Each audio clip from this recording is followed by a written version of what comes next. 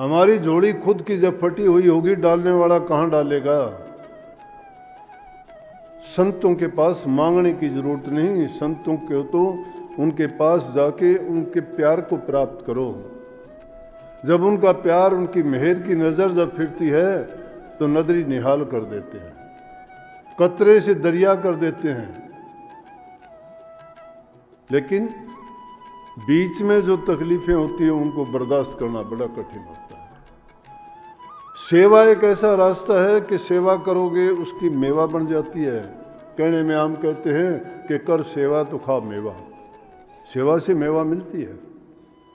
अनेकों कहानी हैं, अनेकों बात है इस बात की पुष्टि करने के लिए। निस्वार्थ भाव से जो सेवा करता है, जो सेवा के बदले में कुछ चाहता नहीं है, उसमें त्याग भी है, प्रेम भी है। जो कुछ चाहता नहीं है तो त्याग है उसके अंदर। प्रेम के बिना किसी की सेवा कर नहीं सकते। लेकिन जो भी कर्म करते हो, जब कर्म का फल मिलता है तो आपको मानने की, मांगने की, चाहने की जरूरत नहीं, अपने आप मिलेगा उसका। चौथी बादशाही रामदास जी थे सिखों में गुरु। भाई आदम का नाम आता है सेवा में, बड़ा मुख्य आता है। जालंधर के पास कोई गांव में रहते थे। शानी उम्र हो गई थी, बच्चे नहीं थे, पति पत्नी दोनों थे। कोई उनके पास सत्संगी भाई, गुरुमुख गुरु भक्त आया। उन्होंने प्यार से उसकी बहुत सेवा की। आज टाइम में बड़ा बदलाव आ गया है। लोगों में आपसी प्यार नहीं रहा, किसी के प्रति किसी का वो भाव नहीं है। लेकिन वो ज़माना था जब उन्होंने देखा ये गुरु घर का है, उन्होंने उसकी सेवा की। वो नहीं जानते थे गुरु क्या चीज़ होती है, नहीं जानते थे सत्संग क्या होता है। लेकिन जब एक घर आए आदमी की, उन्होंने सेवा की, आपस में जिक्र बात चला तो कहने लगे भाई संतान नहीं, हम तो दो ही हैं। बोले हमारे लिए कुछ आप अरदास करो कि संतान हो जाए। उन्होंने उसकी बड़ी सेवा की, खाना पीना दिया, रात को रुका। कहने लगा भाई मैं भी अरदास करूँगा, लेकिन अब गुरु नानक साहब की गद्दी पर रामदास जी हैं, आप उनके पास जाओ, वो अगर आपको आशीर्वाद देंगे तो आपका काम हो सकता है। गए क्या, उनको करना क्या था? गुरु दरबार में चले गए। जाने के बाद मत्था टेका, गुरु के पास आसपास कहीं मकान जगह लेके रहने लगे। अब क्या सेवा करते थे कि लकड़ी की सेवा करने लग गए। भंडारे में जितनी लकड़ी की जरूरत पड़ती थी उतनी लकड़ियां जंगल से ला के उनको दे देते, अपनी ज़रूरत की लकड़ियां बाजार से बेच के अपना गुजारा कर लेते। जब इस तरह से काफ़ी दिन हो गए, उनके पास कुछ लकड़ियां जमा भी उन्होंने कर रखी थी। एक बार बारिश आई बहुत ज़ोर से, सब कुछ भीग गया। किसी के पास सूखा ईंधन नहीं था, खाना बनाने के लिए कुछ नहीं था। लेकिन भाई आदम को जब पता लगा तो उन्होंने जितने भी आसपास के घर थे उनको सबको सूखी लकड़ियां दी, दरबार में भी सूखी लकड़ियां दी। और जब सबको लकड़ियां मिली, उन्होंने भोजन बनाया। सर्दी से बचने के लिए उन्होंने उसकी आग जला के अपने आप को गर्म किया। जब ये बात गुरु महाराज के पास पहुंची कि भाई आदम ने इतनी सेवा की है, संगत की, दूसरे प्रेमियों की, सत्संगी भाइयों की सेवा की, लकड़ी की। अगले दिन उनको बुला के पास में कहने लगे कि बोल तू क्या चाहता है, तूने बहुत सेवा की है, मैं खुश हूँ तेरे से, जो मांगना चाहे मांग ले।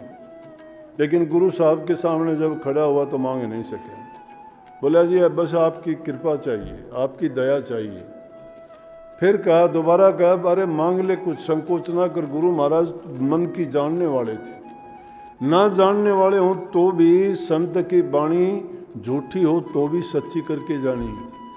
संत चाहे ना जानते हों, लेकिन जो उसके मतलब की, ज़रूरत की और हित की बात होती है वो मुंह से निकल जाती है। दोबारा भी वो कुछ नहीं कहने लगे, बस जी आपका आशीर्वाद चाहिए और कुछ नहीं। बोले अरे संकोच ना कर, कुछ जो तेरी मन की इच्छा है मांग। नानक साहब तेरी इच्छा को पूरा करेंगे। बोला जी आपकी मेहर चाहिए, कुछ नहीं मांग सके। बोला कोई बात नहीं, कल तेरी पत्नी को लेके आ जाना सुबह और फिर बता देना।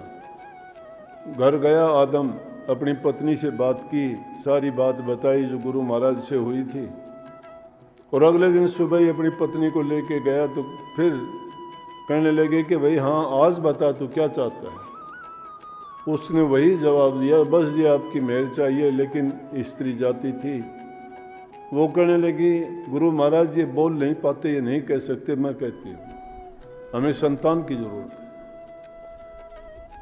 बोला हम उसके बिना बहुत तड़पते हैं, हमें एक लड़का दो आप, जिससे हमारा जीवन भी सफल हो जाए।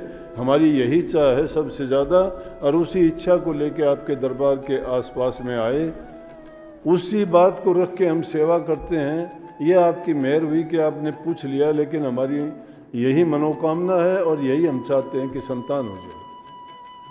गुरु महाराज 2 मिनट के लिए आंखें बंद की, और बंद करने के बाद में थोड़ी देर में जब आंखें खोली तो कहने लगे अच्छा भाई तुम्हारे नसीब में तो संतान नहीं थी, तुम्हारे भाग में संतान नहीं है, लेकिन नानक साहब कृपा करेंगे तुम्हारे घर में एक लड़का होगा जो मेरे घर में लड़का होना था, मेरा चौथा लड़का। रामदास जी के 3 पहले बताते चौथा होना था, कि चौथा लड़का जो मेरा होना था वो तुम्हारे घर में पैदा होगा, और उसका नाम तुम भक्तू रख लेना। ठीक उसके 9 महीने बाद उनके घर में लड़का पैदा हुआ और उसका भक्तू नाम रखा।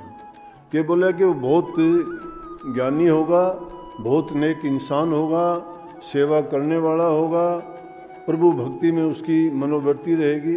वो 7वीं गद्दी तक जिया भक्तू, और उसने ऐसे नेक काम किए कि कैथल का जो राजा हुआ वो उन्हीं के परिवार से था। आज भी उसके परिवार में कोई ना कोई होगा कैथल में।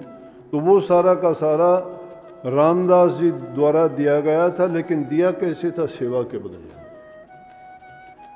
आप भी सेवा करते, सेवा की हुई कभी निष्फल नहीं जाती। सेवा जो आप करते हो सच्चे दिल से, ये ना देखो कि कोई तुम्हारी सेवा को देखता है या कोई तुम्हें किसी को हिसाब देना है। जिसको हिसाब देना है सबके लेखे वो खुद लिखता है, किसी को दिखाना नहीं, किसी को क्या बताना है, किसी से क्या उसके बदले में लेना है। देने वाला आपको बहुत देता है, उसके बहुत एहसान है। इससे अच्छी चीज़ हमें क्या देगा कि इंसान का चोला मिला, इतना सुंदर शरीर दिया, हमें सांसा रूपी पूंजी दे के इस संसार में भेजा। बुद्धि है, समझ है, ज्ञान है, विवेक है, सब कुछ हम कर सकते हैं अगर जो करना चाहें। लेकिन जो इंसान अपने मन से हार के बैठ जाता है वो कुछ नहीं कर सकता। गुरु तो हमें वो चीज़ देता है कि जिसको पाके हम ना केवल यो जीवन बल्कि जो हमारे जन्म मरण का रोग लगा हुआ है उससे हमें छुटकारा मिल जाता है। आपको सहज में गुरु के दरबार की सेवा, जिसमें इतने भक्त लोग आते हैं, आप किसी की सेवा नहीं करते, अपनी खुद की सेवा करते हो। इनमें कितने लोग नाम का सिमरन करने वाले हैं, भजन करने वाले हैं, भक्ति करने वाले हैं, आस्था वाले हैं। जब उनकी सेवा तुम करते हो तो उनके बदले में आपको कुछ ना कुछ मिलता है। ये मैं मानता हूँ कि भक्ति करने में इंसान को बड़ी दिक्कत और परेशानियाँ पेश आती हैं। इतना आसान नहीं है। कहने को तो कुछ भी कहो, ये 2 बात याद कर लेने से, किसी ग्रंथ के पढ़ लेने से, इधर उधर से कोई साखी सुन लेने से, ये मैंने भी आपको सुनाई, इसमें मेरा कोई लेना देना नहीं। लेकिन जब तक हमारा अमली जीवन सही नहीं होता है, किसी चीज़ को सुन के अपने जीवन में उसको उतारते नहीं हैं, ढालते नहीं हैं, उसके अनुसार अपने जीवन को नहीं बनाते, जीवन नहीं बदलता हमारा। मनोवृत्ति वही रहती है। दुर्मति जब तक दिल में भरी हुई है, सुमति नहीं आती है। सुमति जब तक नहीं आती है तो इंसान का चोला काया पलट नहीं होती। संत शिष्य की काया पलट किसकी करते हैं? जो गुरु के रंग में रंग जाता है। गुरु के रंग में कौन रंगता है? जो गुरु के कहे वचन को मानता है, चाहे वो खोटा हो, मंदा हो, भला हो, बुरा हो। शिष्य हमेशा उसको अपने हित कर मानता है कि जो गुरु ने मेरे प्रति कहा, मेरे हित की और भलाई की बात की है।